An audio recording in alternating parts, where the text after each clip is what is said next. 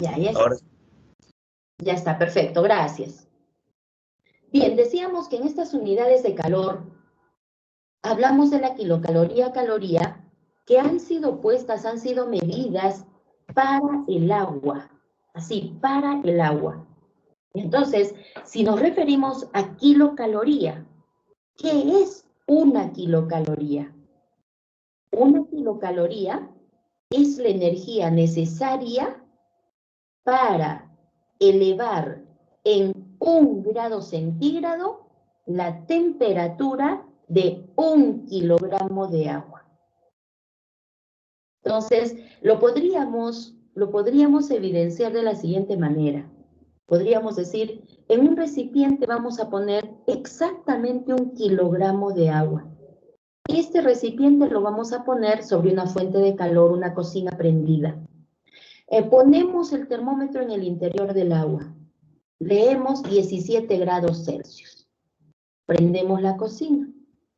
Miramos el termómetro todo el tiempo y vamos a observar que de 17 grados va a pasar a 18 grados. Entonces ahí nos imaginamos que el agua ha tenido que ganar 1 kilocaloría de energía para pasar de 17 a 18 grados. Eso es 1 kilocaloría. Así lo han medido y así lo conocemos hasta ahora. Repito otra vez, 1 kilocaloría es la energía que se necesita para aumentar en 1 grado centígrado la temperatura de 1 kilogramo de agua. La caloría tiene su equivalente en kilocalorías. Nosotros podemos decir 1 kilocaloría es igual a 1000 calorías. Entonces, ¿cómo podemos definir a la caloría? Caloría, por favor, sea L minúsculas. Ese es el símbolo. ¿Qué es la caloría? Una caloría es la energía necesaria para elevar en 1 grado centígrado la temperatura de 1 gramo de agua. Y ahí está la equivalencia. Kilocaloría es 1 kilogramo. Caloría es 1 gramo. 1 kilogramo tiene 1000 gramos. ¿De acuerdo? Entonces, 1 kilocaloría es igual a 1000 calorías. Otra unidad es el joule. En el Sistema Internacional de Unidades, la unidad de energía es el joule. No está la kilocaloría ni la caloría, es el joule. En el Sistema Internacional es el joule. Pero ¿de dónde viene el joule? ¿De dónde viene el joule? A ver, les voy a explicar aquí.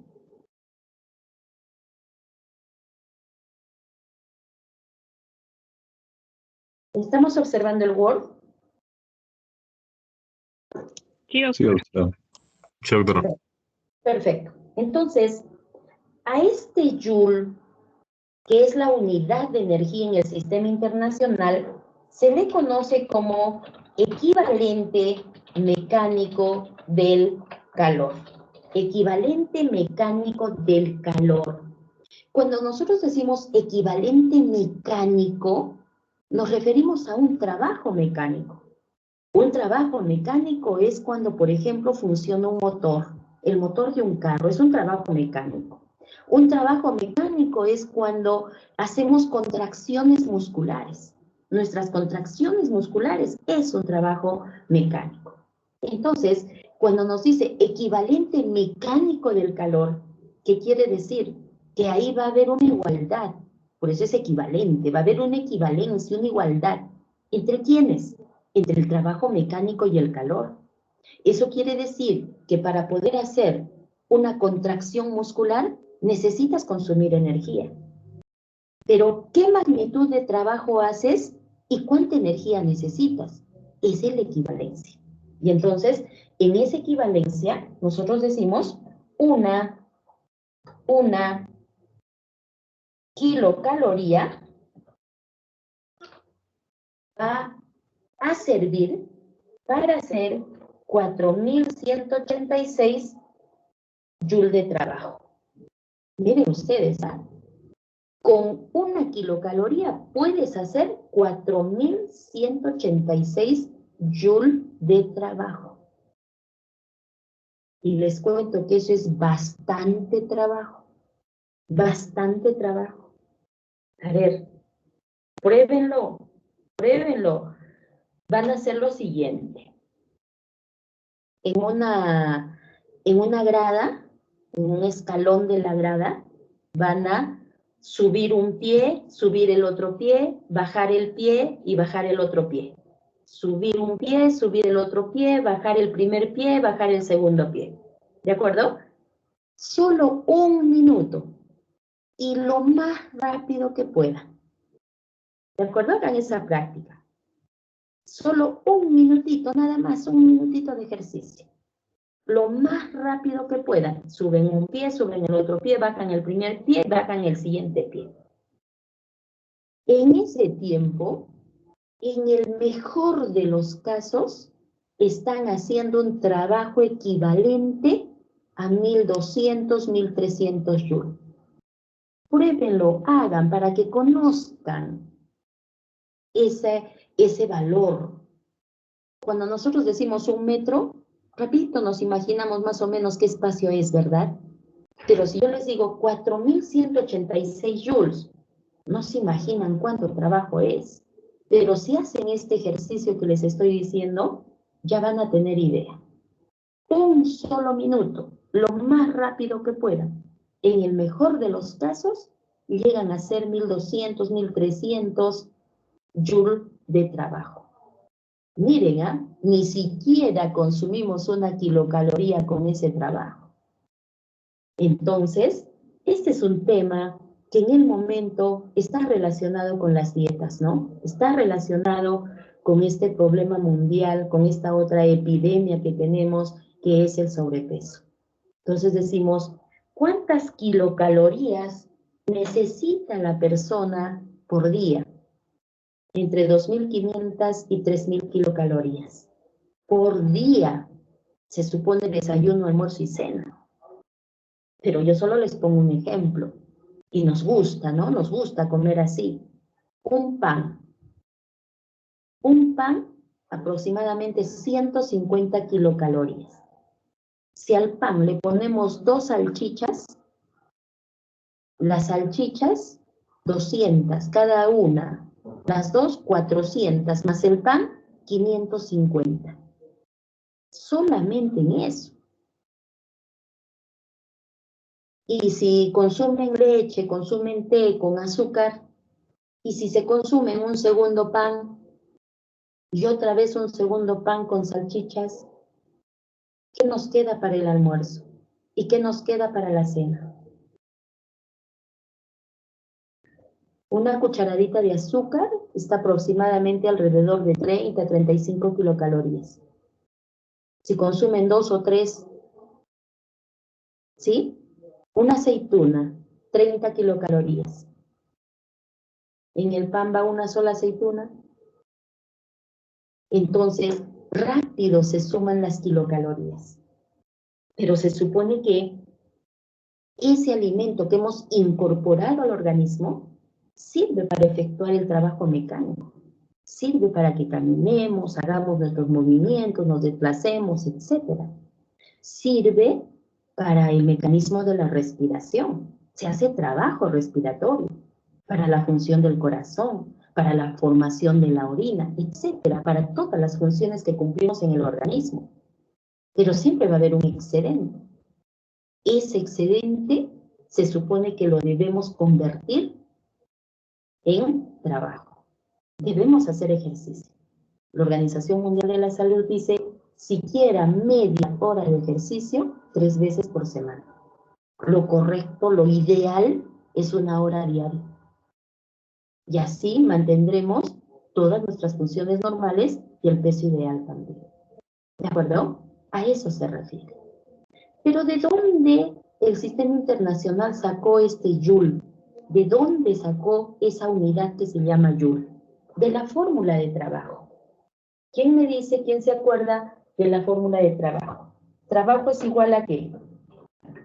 Fuerza por distancia. Fuerza por distancia. Perfecto, ¿no? Perfecto. Trabajo es igual a fuerza por distancia. Y si le ponemos unidades, ¿qué nos va a quedar? Newton por metro. Newton. Perfecto. Newton por metro. Nos va a quedar Newton por metro. ¿Y el Newton por metro qué cosa es? Kilogramo por metro por segundo cuadrado. Excelente. Pero si juntamos, está muy bien. Eso es el Newton, ¿no? El Newton es eso. El Newton es la masa por la aceleración de la gravedad. Kilogramo, metro, segundo cuadrado. Excelente, muy bien. Es importante recordar, y ya vamos a ver después esto, vamos a hablar mucho más en otro tema. Pero si nosotros tenemos la multiplicación de Newton por metro, ¿eso qué nos da? Joule. ¿Joule? El Joule. Perfecto, ese es el Joule. De ahí sale el Joule. ¿De acuerdo? Entonces, nosotros hacemos un trabajo. Para hacer un trabajo estamos utilizando una fuerza y estamos haciendo un desplazamiento. Cuando contraemos los músculos, hay una fuerza de contracción. Y hay una magnitud, también una longitud, una distancia que se contrae el músculo. Entonces, la unidad es el Joule. De ahí sale esa unidad de trabajo, el equivalente mecánico del calor. Muy bien. Y la otra unidad está relacionada con el calor específico, con el calor específico. Y esto ustedes se acordarán, ¿no? De memoria, se aprendieron una fórmula para hacer los cálculos, ¿no? Calor específico es igual. ¿A qué va a ser igual? Si nosotros damos el concepto de calor específico, vamos a decir, es la cantidad de calor, Q, es la cantidad de calor que se necesita para variar la temperatura de la masa de una sustancia. Eso es calor específico. Cantidad de calor que se necesita para variar la temperatura de la masa de una sustancia. Este calor específico existe porque ya con el calor específico hablamos de cualquier sustancia. No solamente hablamos del agua, como kilocaloría y caloría, no. Ahora hablamos de cualquier sustancia. Y entonces, ¿qué unidades nos va a quedar? Por ejemplo, yo digo calor específico del agua. A ver, digo calor específico del agua. ¿Cuál es el calor específico del agua? 1. Uno. ¿Uno qué?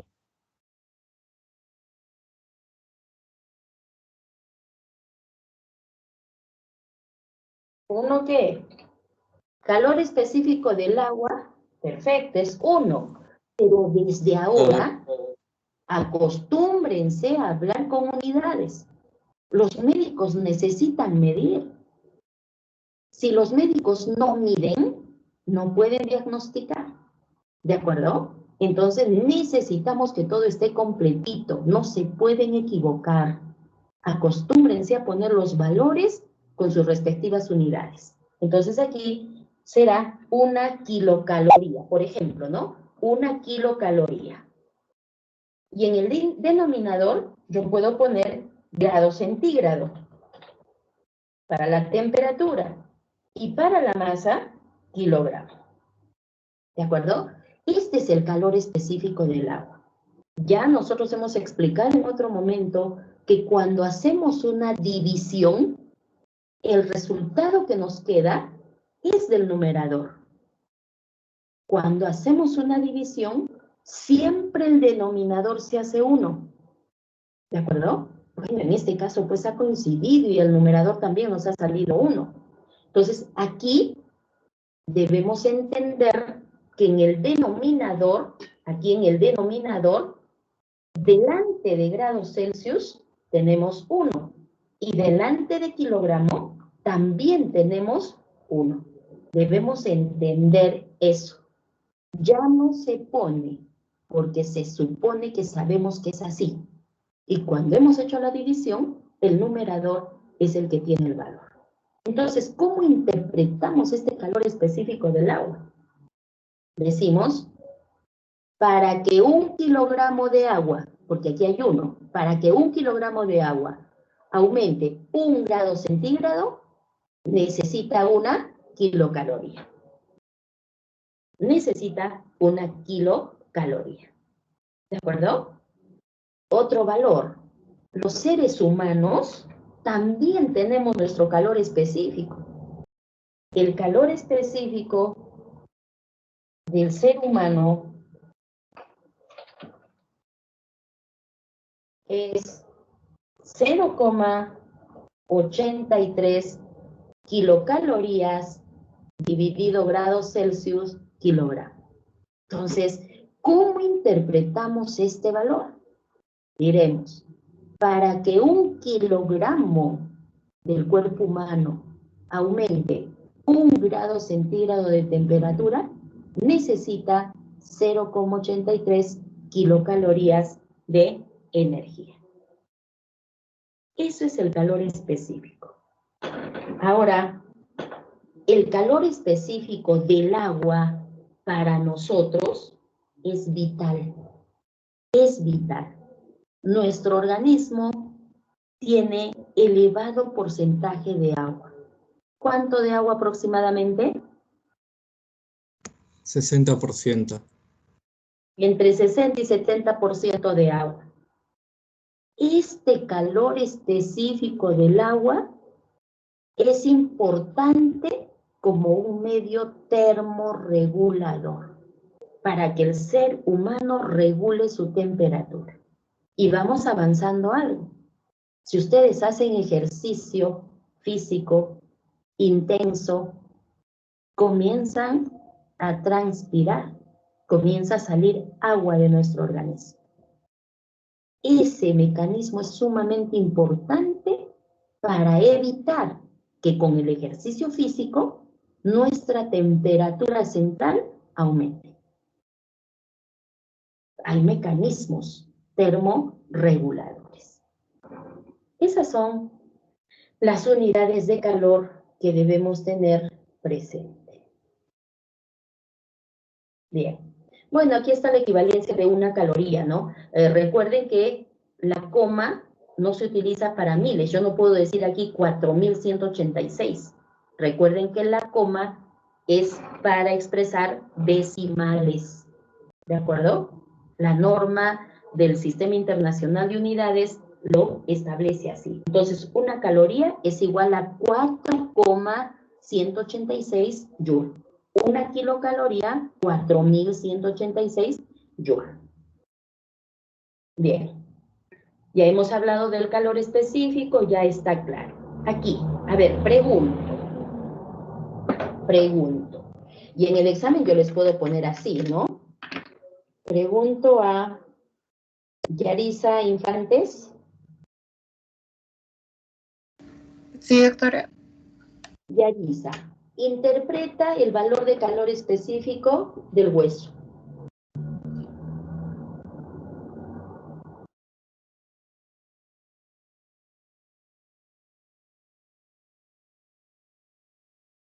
A ver, ¿cómo hacemos esa interpretación?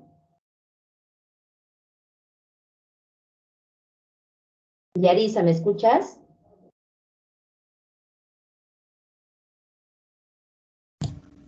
Que el calor específico del hueso sería de 2,39 calorías por grado centígrado. Ya, pero ¿cómo interpretamos el valor? A ver, aprendamos a interpretar. Vamos a tener los valores. Ya dijimos que este valor, de hecho, que lo han sacado aplicando la fórmula, haciendo operaciones. Estamos diciendo que con ustedes no vamos a hacer ese tipo de operaciones. Muy pocos cálculos, los más importantes, vamos a hacer poquísimos.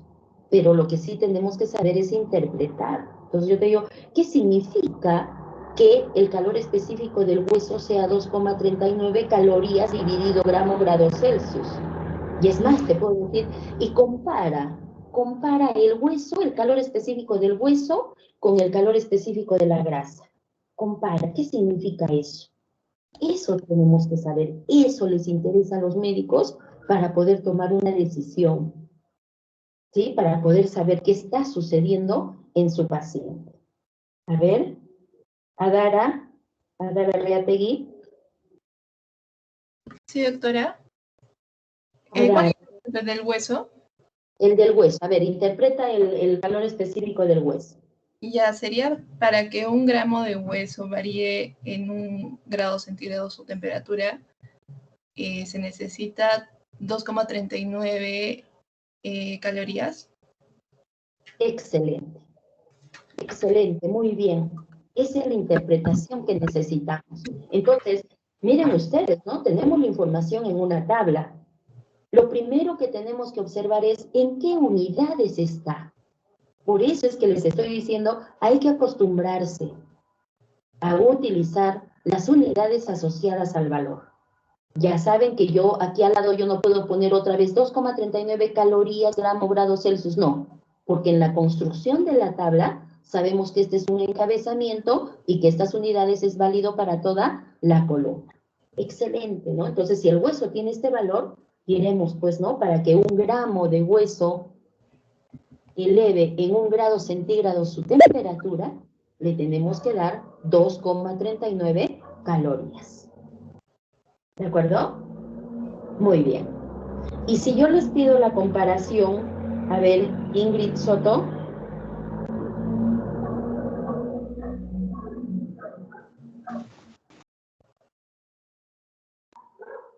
Ingrid Soto. Aquí, doctor, aquí. Presente. Ingrid, yo te digo, de todos los materiales que tenemos ahí en la tablita, de todos los materiales, ¿cuál es el que más rápido cambia su temperatura?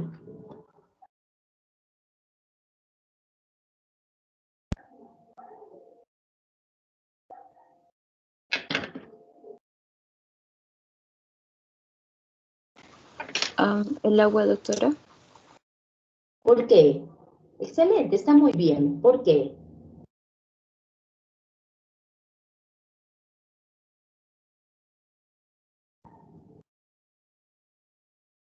¿El calor específico es menor? El calor específico es menor. ¿Y eso qué significa?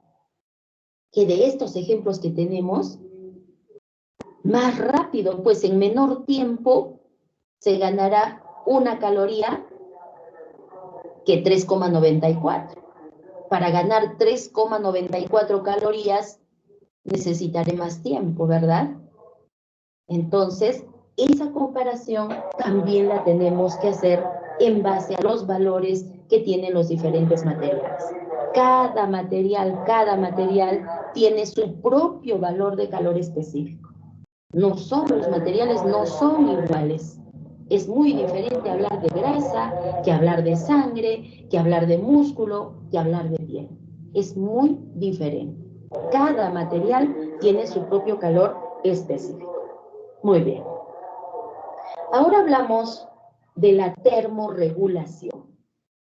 Para hablar de termorregulación, primero debemos saber que existen 2 grupos de seres vivos de acuerdo a esta termorregulación. Existen los que son heterotermos o poiquilotermos, se le llama así, heterotermos o poiquilotermos. Estos heterotermos o poiquilotermos varían su temperatura de acuerdo a la temperatura del ambiente. Por ejemplo, los anfibios, los sapos, las ranas. Si a una rana la ponemos en un ambiente con temperatura elevada, en su organismo va a subir la temperatura hasta parecerse a la del ambiente. Si la ponemos en hielo, también su temperatura va a bajar hasta parecerse a la del hielo. ¿De acuerdo? Y no le estamos causando problemas. Esos son los animales heterotermos o poiquilotermos. Pero también tenemos otro grupo, y son los homeotermos. Y los homeotermos tienen que mantener una temperatura constante. Los seres humanos somos homeotermos. No es que si nos metemos a una cámara de hielo, nuestra temperatura baja hasta parecerse a la del hielo y seguimos vivos. ¿De acuerdo? No, somos homeotermos. Debemos mantener una temperatura constante, promedio normal de 37 grados Celsius. Y para esto, los seres homeotermos tienen un centro regulador de la temperatura. ¿Cuál es nuestro centro regulador de la temperatura? El hipotálamo. El hipotálamo es el termostato que tenemos dentro de nosotros. Este termostato todo el tiempo tiene que leer 37, promedio normal. ¿Qué pasa si comienza a leer más temperatura, más valor? Automáticamente da órdenes para que se pierda más rápido el calor y no suba la temperatura del núcleo. ¿Qué pasa si observa que la temperatura del núcleo comienza a bajar? Otra vez, de inmediato da órdenes para evitar que la temperatura baje. Da órdenes para que todo el tiempo la temperatura se mantenga regulada en este valor promedio normal de 37 grados Celsius. Eso es lo que sucede. Veamos, en un día muy frío, si la temperatura de nuestro ambiente está muy baja, nosotros vamos a perder abundante calor. Recuerden que el calor va de mayor temperatura a menor temperatura, unidireccional. Si el ambiente está muy frío, nosotros vamos a perder abundante calor. Si perdemos calor, nuestra temperatura va a bajar. Eso no puede ocurrir. Entonces, ¿qué ordena el hipotálamo? El hipotálamo ordena que todos los pelitos que tenemos en la piel se ericen. Entre comillas, decimos se puso piel de gallina. ¿Y qué logramos con que los pelitos se ericen? Que se capture una capa de aire en la piel. Que se capture una capa de aire en la piel. Y esa capa de aire hace como de chompa. Esa capa de aire evita que se pierda rápido el calor, que el calor pase de la piel al aire. Evita. Y entonces es como que estamos guardando nuestro calor. ¿Qué más ordena el hipotálamo? Ordena que si hace mucho frío, ordena que nuestros músculos hagan contracciones y nos ponemos a temblar. En un ambiente muy frío nos ponemos a temblar y no podemos evitarlo. ¿Qué es pues ese temblor? ¿Cómo se origina ese temblor? Por las contracciones musculares. El hipotálamo ordena que todo músculo se contraiga. Y esa contracción genera calor. Si hace mucho frío y nos ponemos a hacer ejercicio, nos ayuda. ¿De acuerdo? Pero no podemos hacer ejercicio horas de horas, pues no, no se puede. ¿Qué más ordena el hipotálamo? El hipotálamo también ordena vasoconstricción periférica. Es como que ordena que se cierren los vasos sanguíneos de la periferia. ¿Por qué? La sangre es responsable de sacar el calor del núcleo hacia la superficie. Y el calor lo vamos a perder a través de la piel. Nosotros tenemos abundante calor. Todo el tiempo tenemos que perder calor. Para eso necesitamos un entorno de menor temperatura que nosotros. Pero si es muy baja la temperatura y se pierde mucho calor, entonces el hipotálamo ordena vasoconstricción periférica para que la sangre circule más lento. Y al circular más lento, se pierde menos calor, menos riesgo de bajar la temperatura del núcleo. Y por eso nos ponemos moraditos, ¿no? El borde de los labios, los dedos, ¿no? Se va poniendo un color cianótico. ¿Por qué? Porque al circular más lento se acumula CO2. Y el aumento de la concentración de CO2 da esa coloración cianótica. Al revés, si estamos en un día de verano muy caluroso, el ambiente tiene una temperatura elevada. Si el ambiente tiene una temperatura elevada, nosotros no vamos a poder perder calor. Y si no perdemos calor, nuestra temperatura comienza a aumentar. Pero no puede aumentar. Entonces el hipotálamo da órdenes. ¿Qué ordena el hipotálamo? Vasodilatación periférica. Ahora que la sangre circule a mayor velocidad para sacar el calor del núcleo. Ahora, si la sangre circula a mayor velocidad que lo normal, se acumula de oxígeno y nos ponemos rojitos. ¿Qué más ordena el hipotálamo? También ordena que haya sudoración, que funcionen las glándulas sudoríparas y comenzamos a transpirar. Esa agua que sale de nosotros se va a evaporar y cuando se evapora se lleva calor. Se lleva calor de nosotros. La transpiración nos hace sentir más frescos. ¿De acuerdo? Entonces hay mecanismos que fisiológicamente van a permitir que nuestra temperatura se mantenga constante. Ahora hay límites también. No todo el tiempo se va a poder hacer eso. No todo el tiempo.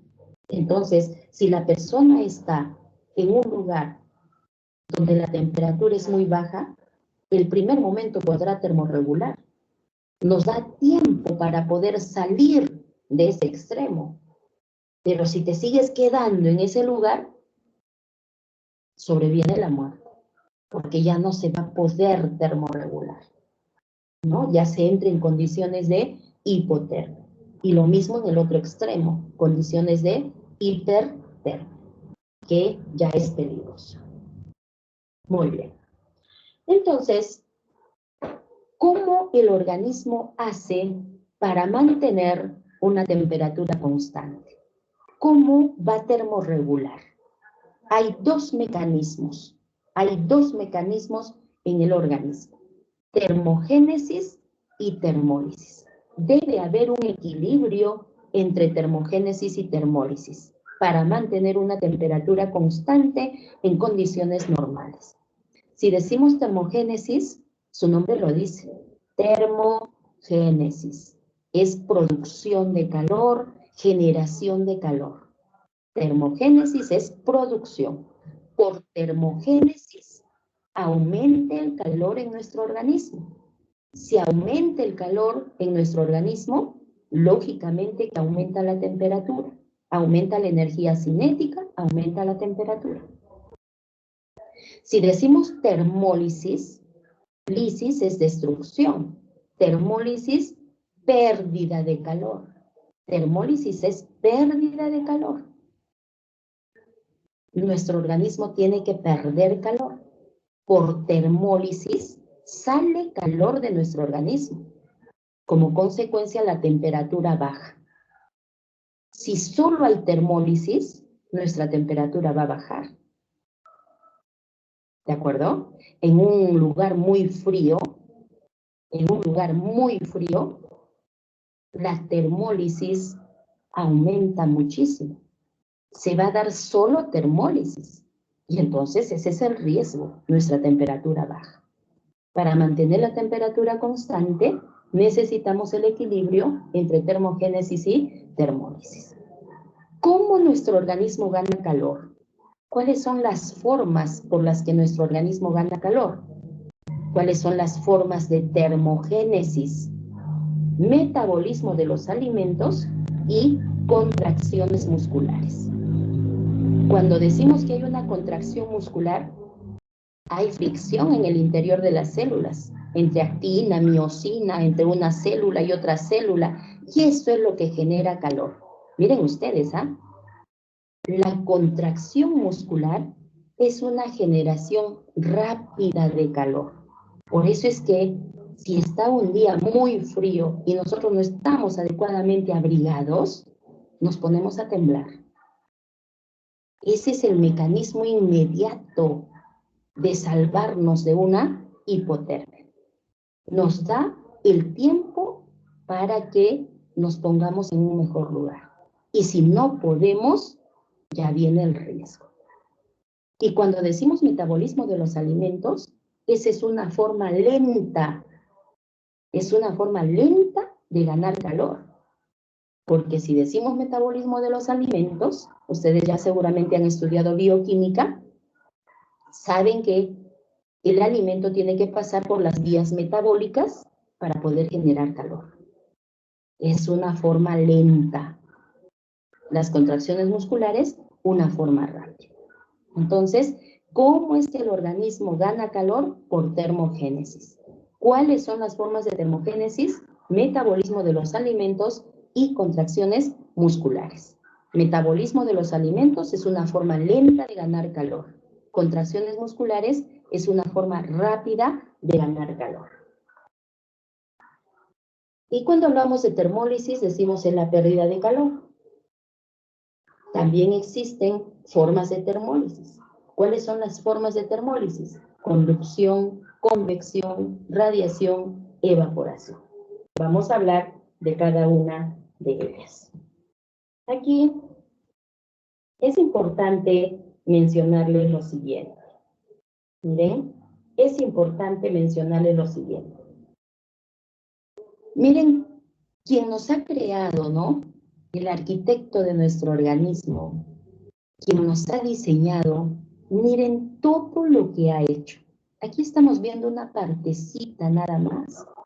Miren, ha pensado que nosotros debemos tener una temperatura constante y que tiene que haber mecanismos que permitan que esa temperatura sea constante.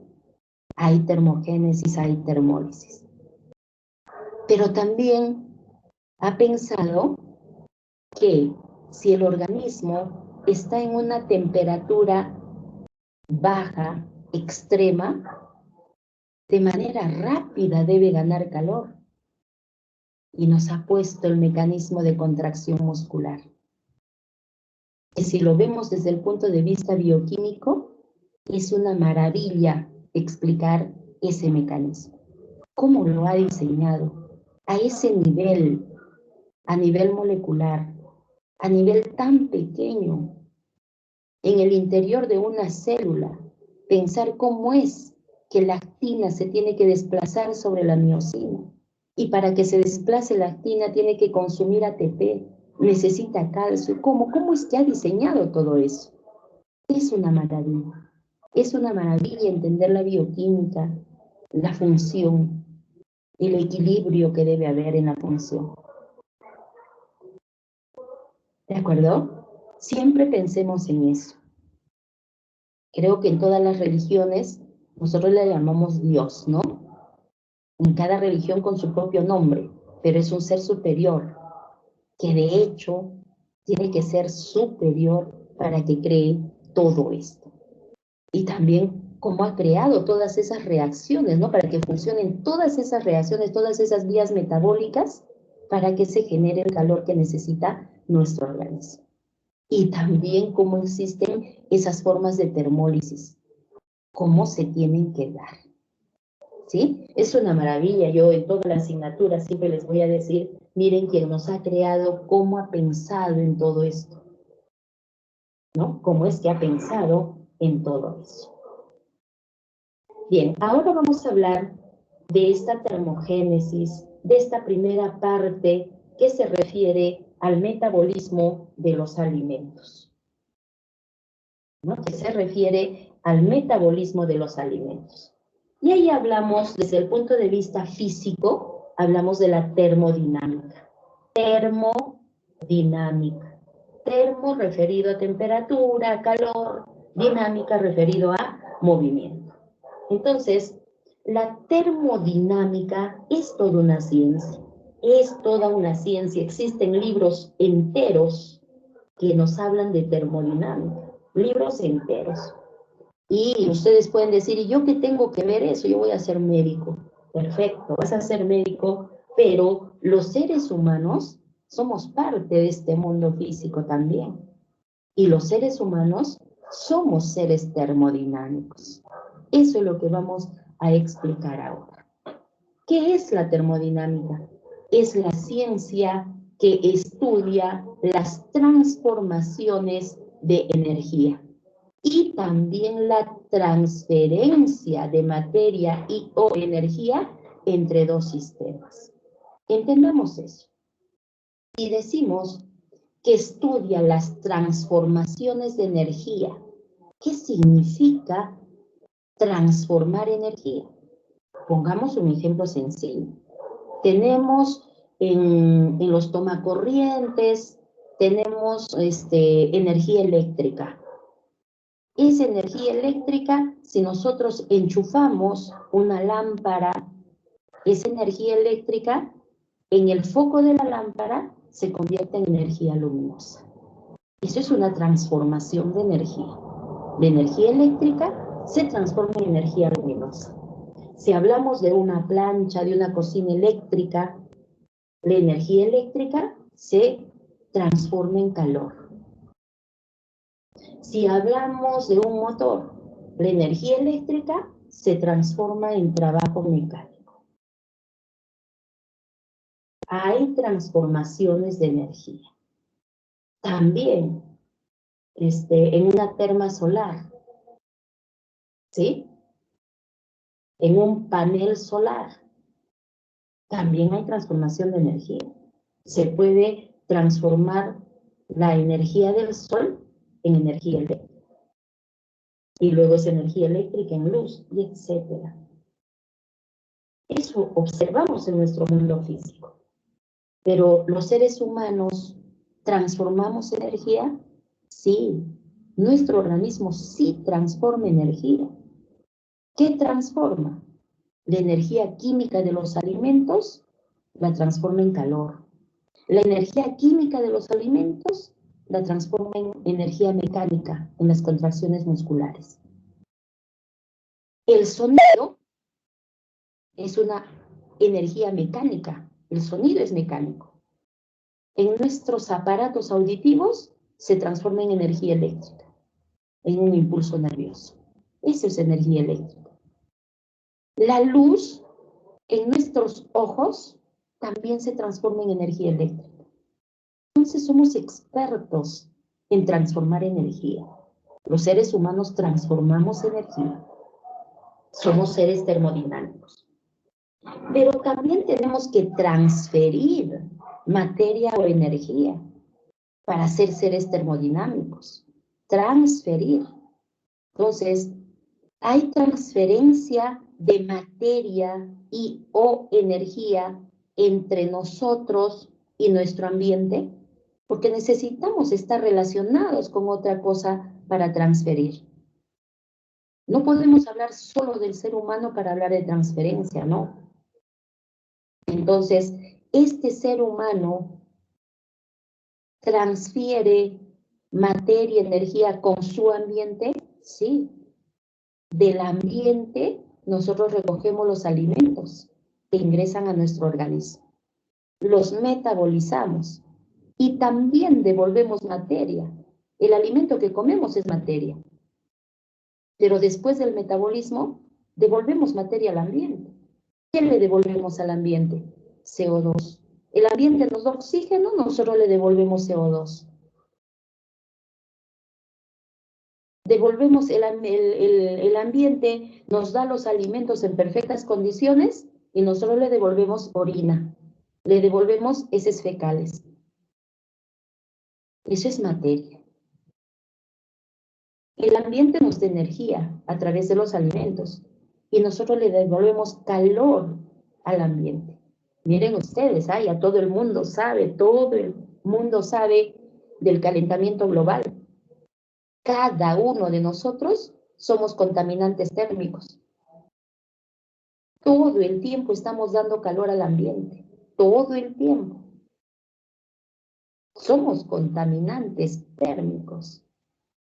No podemos vivir en un ambiente que tenga la misma temperatura que nosotros. Nunca.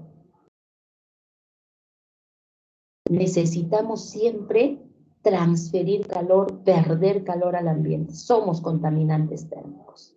¿De acuerdo? Entonces, transformamos energía, transferimos materia y energía, somos seres termodinámicos, como cualquier otro objeto que hay en el mundo físico. Ahora, en el concepto dice transferencia de materia y energía entre dos sistemas. ¿Qué es un sistema? Un sistema es una región del espacio definida por un observador. Aquí nosotros no podemos decir solo sistema es el ser humano, no. Yo defino. Yo puedo decir el ser humano es un sistema, su entorno es otro sistema. El lapicero es un sistema, todo lo que está alrededor es otro sistema. Puedo decir, si el lapicero está sobre una hoja de papel, yo puedo decir el lapicero es un sistema, la hoja de papel es otro sistema. ¿De acuerdo? Cada quien define qué cosa es lo que quiere estudiar, qué cosa es lo que quiere comparar. Eso es un sistema. Y todo lo que no sea parte del sistema se considera como el entorno de ese sistema. Los sistemas pueden ser sistemas abiertos, sistemas cerrados o sistemas aislados. ¿Cuándo se dice que un sistema es abierto? Cuando intercambia materia y energía a la vez, los dos. Ejemplo, pongamos un ejemplo. Ponemos como ejemplo un recipiente abierto. Un recipiente abierto. En ese recipiente abierto nosotros podemos agregar materia, agua.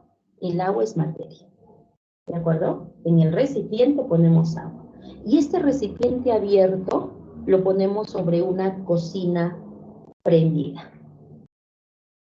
¿Qué va a ocurrir? Si la cocina la prendemos, ahora hay transferencia de calor hacia el recipiente y del recipiente al agua. El agua entra en proceso de ebullición y se comienza a evaporar. Y comienza a disminuir el agua del recipiente. Si yo agrego agua, estoy agregando materia al recipiente. Si sale vapor de agua del recipiente, está saliendo materia hacia el ambiente. Entonces, intercambia materia. Del ambiente le estoy poniendo agua y el vapor sale al ambiente. Intercambia materia. ¿Qué pasa con la energía? El ambiente, la cocina prendida, le da calor al recipiente.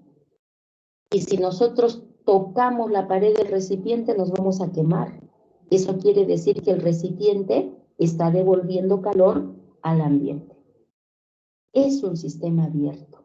Intercambia materia y también intercambia energía. Sistema cerrado.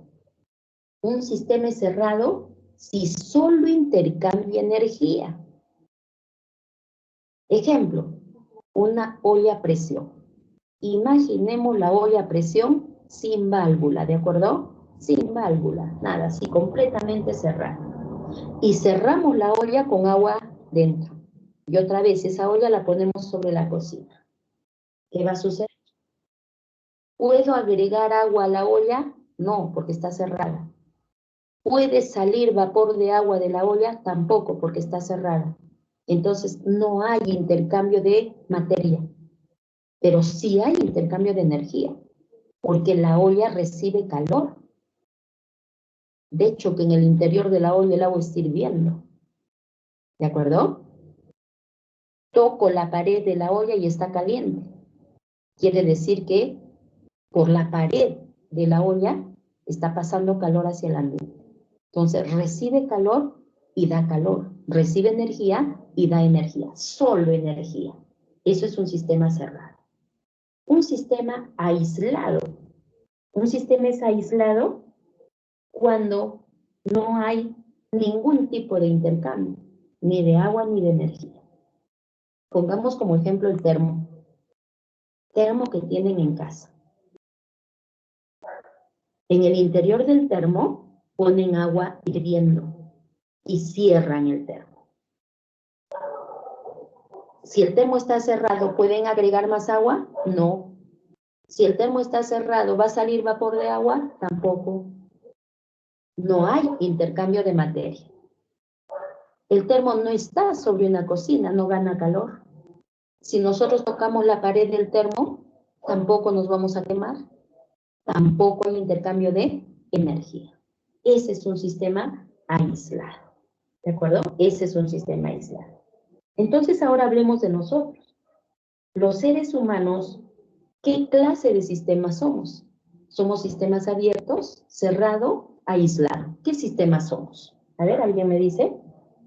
Abierto. Abierto, porque intercambiamos materia y energía. Perfecto. Perfecto, somos sistema abierto. Intercambiamos materia y energía. Pero aquí tendríamos un problema. Tendríamos un problema. Porque miren ustedes, ¿qué pasa si yo no agrego agua al recipiente? Va a llegar un momento en que se evapora todo. ¿Verdad? Va a llegar un momento, ya está, me olvidé la olla ahí en la cocina y se va a evaporar todo. El mecanismo físico se va a dar. Entonces, yo les pregunto lo siguiente. Nosotros sí somos sistemas abiertos, claramente demostrado, ¿no? Somos sistemas abiertos. Pero ahora, por sistema abierto que somos, ¿será posible que el ser humano alcance equilibrio térmico con su ambiente? A ver, ¿qué me dice? No, porque tenemos mecanismos que nos hacen mantener una temperatura constante diferente a la del ambiente. Perfecto. No nos conviene alcanzar equilibrio con nuestro ambiente. Imagínense ustedes, en el mejor de los casos, 25 grados Celsius, dijimos que es una temperatura confortable del ambiente. Imaginen que nosotros alcancemos equilibrio térmico con nuestro ambiente. Estaríamos muertos. Entonces, para los seres humanos, tenemos que decir, somos sistemas termodinámicos abiertos en estado estacionario. ¿Qué significa decir que estamos en estado estacionario? Significa que si nosotros hacemos una medición en diferentes momentos, pues los valores son los mismos. Si yo mido temperatura en dos momentos diferentes, los valores son constantes en la temperatura central. ¿De acuerdo? Estado es la condición del sistema definida por sus propiedades termodinámicas. Eso es un estado. Puede haber estados que varían. ¿De acuerdo? Un cubo de hielo, por ejemplo. Si lo he sacado, tiene 4 grados Celsius. Lo pongo sobre la mesa, poco a poco va a ir aumentando su temperatura. ¿De acuerdo? Entonces, en el caso del hielo, no es un estado estacionario. Pero, ¿qué pasa con los seres humanos? Nuestra temperatura promedio normal debe ser 37 grados Celsius. Y lo decimos para todo momento.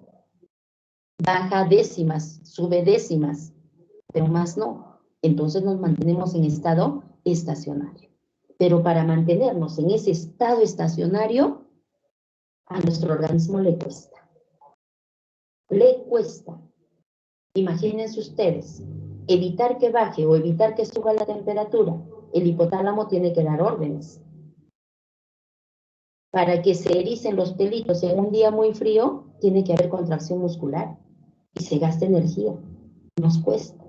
¿De acuerdo? Entonces, en conclusión, decimos, los seres humanos somos sistemas termodinámicos abiertos en estado estacionario.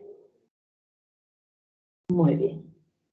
La termodinámica tiene dos principios para explicar este proceso, ¿no? Este proceso de transferencia e intercambio de energía y materia. Dos principios. Hablemos primero de este primer principio. ¿Qué nos dice el primer principio? El primer principio nos habla de la conservación de energía. Ya todo el mundo sabe, ¿no? Este principio, no solamente de conservación de la energía, sino también de la materia. Decimos, la materia y la energía no se crean ni se destruyen, solo se transforman. Esta vez nos interesa hablar solo de la energía. Este primer principio de la termodinámica nos habla de la conservación de la energía. Y entonces decimos que en un cuerpo va a haber una energía, una cantidad de energía. La cantidad de energía que tenga ese cuerpo, ¿de qué depende? Depende de la energía que entra al sistema menos la energía que sale del sistema. Tenemos que hacer esa diferencia y vamos a tener un resultado. Ese resultado es la energía que se acumula en el sistema. Hablemos de los seres humanos. Y yo les pregunto, a ver, alguien conteste, por favor. ¿Todo el día tendremos la misma cantidad de energía en nuestro organismo? No. No, doctora. A ver, no escuché. No, doctora. Doctora. No, doctora. No, ¿cuándo tienen más energía? Después de comer. Cuando comemos. Ah, excelente, ¿no? Excelente, excelente, después de comer. Han desayunado, han incorporado energía a su organismo. Pero después va avanzando el día y les comienza a dar hambre. Ya son pues funciones de nuestro organismo, ¿no? La energía comienza a disminuir y les da hambre. Ya a mediodía tienen que incorporar otra vez energía a su organismo. Otra vez para la tarde. Va disminuyendo la energía y luego tienen que cenar. Incorporan energía. Mientras no desayunan, están entre el desayuno y el almuerzo, hacen trabajo.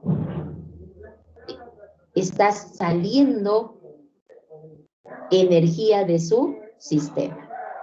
Entonces, la energía que los seres humanos tenemos a través del tiempo no es constante. Para los seres humanos no es constante. Va a depender del alimento que incorpore o del trabajo que realice. ¿De acuerdo? Es variable, para los seres humanos es variable, depende del tiempo. Muy bien. En un sistema abierto, en estado estacionario, se supone que se debe dar lo siguiente. Los flujos de calor, trabajo y masa deben ser constantes. Deben ser constantes. Ya habíamos hablado, ¿no? Las personas no debiéramos tener sobrepeso. Porque debe haber un equilibrio entre la energía que incorporamos y la energía que sale de nuestro sistema. Debe haber un equilibrio entre las kilocalorías que estamos consumiendo y los joules de trabajo que estamos haciendo. ¿De acuerdo? Deben ser constantes. Eso es lo ideal. No debe haber acumulación de masa ni de energía en los sistemas. Ya cada sistema nosotros ya debemos tener, mejor diría así, debemos tener una cantidad de energía que nos sirve para cumplir nuestras funciones. ¿Sí? Nos sirve para cumplir nuestras funciones. No podemos irnos a ninguno de los extremos. Y hay condiciones puntuales, como por ejemplo la temperatura, que no deben variar a través del tiempo, ¿no? La temperatura no debe variar a través del tiempo. Si estamos con fiebre nos sentimos muy mal. Y de hecho, si es extremo, tenemos que tomar algún medicamento para que nos regule otra vez el termostato. ¿De acuerdo? Eso es el estricto del primer principio. Hablamos de ese primer principio y lo relacionamos con el metabolismo de los alimentos. ¿Por qué? Porque estamos diciendo que el primer principio nos habla de la conservación de la energía y que esa energía depende de los alimentos que consumimos y del trabajo que realizamos. Entonces, ¿cómo es que ganamos esa energía? Para nosotros, para los seres humanos, decimos a través del metabolismo de los alimentos. Y seguramente ya han estudiado ustedes en bioquímica la fórmula resumida que nos habla del metabolismo de los alimentos, la podemos expresar así como está aquí. Decimos alimento. ¿Qué tenemos como alimentos? Carbohidratos, lípidos, proteínas. Esos son nuestros alimentos. Estos alimentos incorporados a nuestro organismo tienen que ser combustionados. Y para que sean combustionados se necesita oxígeno. Si no hay oxígeno, el alimento no se combustiona, no se metaboliza. ¿De acuerdo? Es importante el oxígeno. Ustedes se acordarán, ¿no? Ya han estudiado bioquímica, se acordarán. Ustedes me van a decir, pero cuando yo tengo el alimento glucosa, la glucosa primero hace glicólisis o glucólisis. Y resulta que la glicólisis es anaeróbica, yo no necesito oxígeno. Perfecto. Pero cuando haces glicólisis en anaerobiosis, no se ha terminado el metabolismo de la glucosa. No. Hizo la primera parte. Después de la glicólisis, se tiene que seguir metabolizando y tiene que pasar al ciclo de Krebs. Y para pasar al ciclo de Krebs, necesitas oxígeno. El ciclo de Krebs ya se da en condiciones de aerobiosis. Y si no hay oxígeno, se queda en glicólisis. En los productos de la glicólisis, ahí se queda. Y luego del ciclo de Krebs, saben que se tiene que dar la cadena respiratoria. Y recién cuando se da toda esa vía metabólica, es que podemos decir se ha metabolizado la glucosa.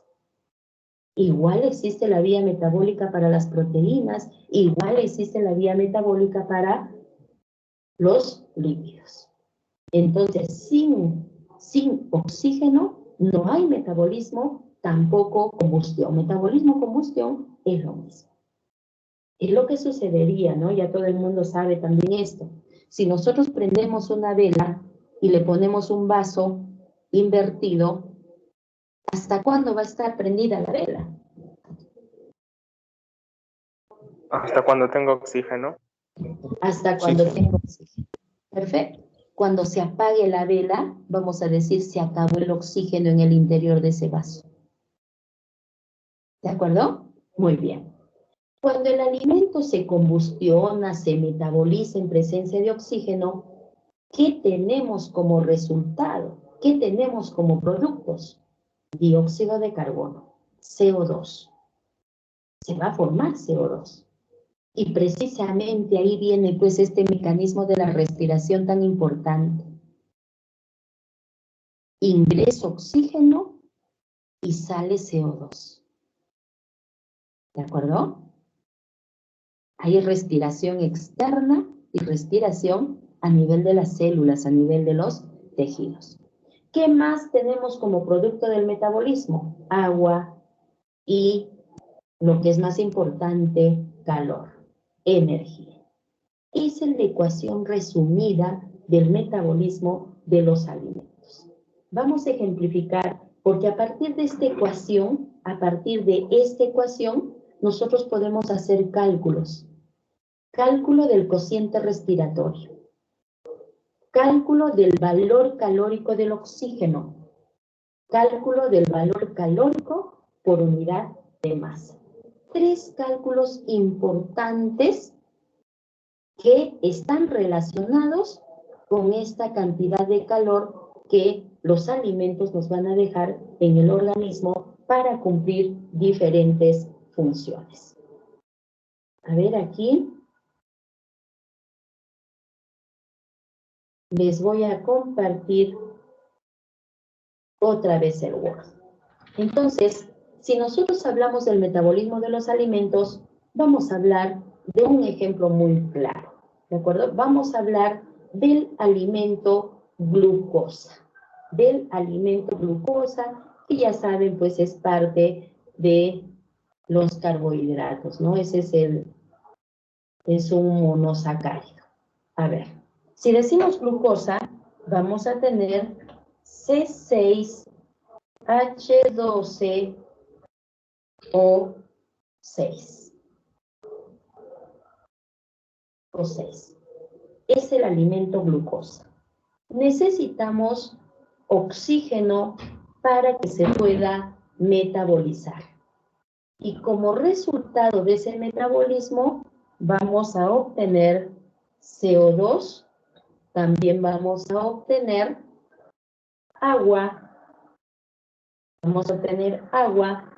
y también vamos a obtener 673 kilocalorías de energía.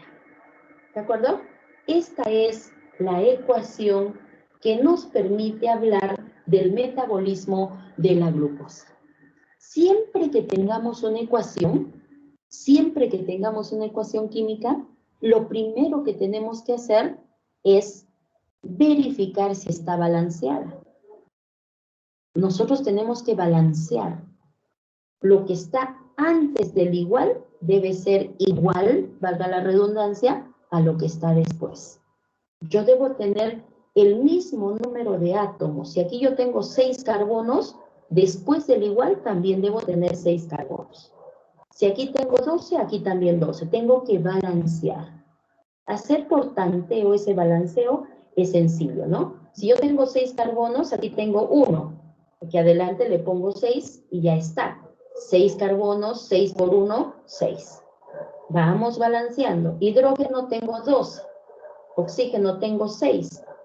Aquí oxígeno 6 y aquí tengo 2, ¿no? Serían 8. Aquí tendría 2 por 6, 12. Y aquí uno más. Tenemos que balancear. Tenemos que ir contando. Aquí debe haber 6. 2 por 6, 12. Más 6, 18. 2 por 6, 12. Aquí me falta. Otro 6. Con eso está 18.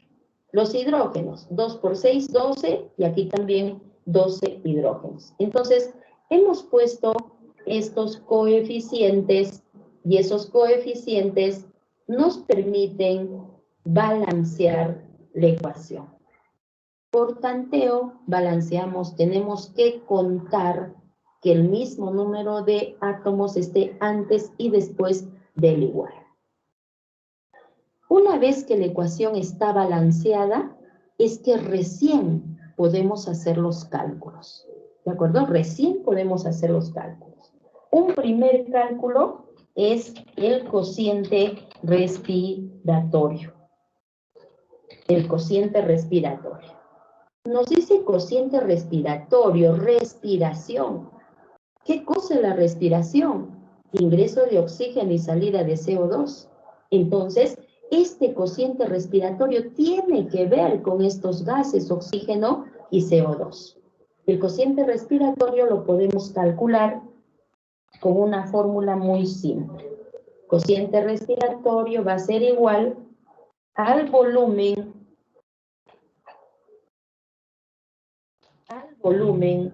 de CO2 dividido el volumen de oxígeno. Volumen de CO2 dividido volumen de oxígeno. Esa es la fórmula. Resolviendo. Para resolver esto, insisto, tenemos que tener la ecuación. Y la ecuación balanceada. Primero, me pide volumen de CO2. Y aquí yo les recuerdo, tienen que recordar química, bioquímica, por favor. En esta ecuación, nosotros tenemos una molécula de glucosa, porque suponemos que aquí adelante hay una molécula de glucosa. 6 moléculas de oxígeno, 6 moléculas de CO2, 6 moléculas de agua. Eso es lo que tenemos. Pero la fórmula me pide volumen de CO2. Y aquí no tengo volumen, pero sí me debo acordar de una ley. Nos dice, una molécula de cualquier gas ocupa un volumen constante de 22,4 litros. Eso nos tenemos que acordar. Una molécula de cualquier gas ocupa un volumen constante de 22,4 litros. Entonces, si aquí me dice volumen de CO2, aquí tendré que reemplazar y poner 6, porque son 6 moléculas, y cada molécula es un volumen de 22,4 litros. Para el oxígeno, esta vez es igual, pues, ¿no? Esta vez es igual, pero pongámoslo. ¿Cuál es el volumen de oxígeno? Tengo 6 moléculas y cada molécula es un volumen de 22,4 litros. Esta vez es igual, pero no siempre es así. Entonces, hacemos la división y ¿qué nos queda? Haciendo la división nos queda que el cociente respiratorio es 1. Hacemos la división de volumen de CO2 entre volumen de oxígeno y nos queda que el cociente respiratorio es 1. ¿Qué significa esto? Cuando el cociente respiratorio es 1, significa que la combustión es completa. ¿Y cuándo decimos que la combustión es completa?